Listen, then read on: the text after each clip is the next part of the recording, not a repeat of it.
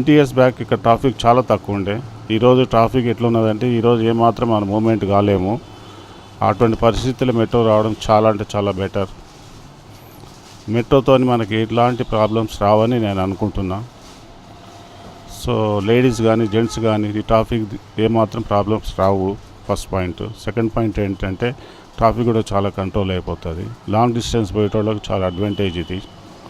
దీంతో మనకు వచ్చే ప్రాబ్లమ్స్ అయితే నాకు తెలిసి ఏం లేవనుకుంటున్నా. సక్సెస్ఫుల్గా లేడీస్ కూడా ఎవరికి కానీ ప్రాబ్లం రావు అని అనుకుంటున్నా.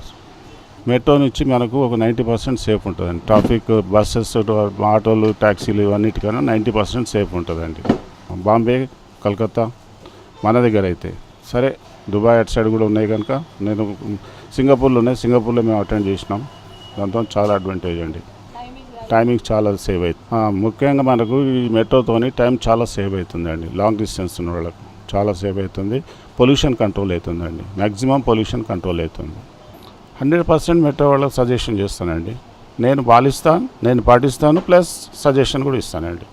ఈ మెట్రో సజెషన్ నా ఫ్రెండ్స్ కానీ నేను కానీ పాల్గొంటూ ఫ్రెండ్స్ కూడా నేను ఇస్తాను అడ్వైజ్. మెట్రో లైన్ మనకు సేఫ్ అని.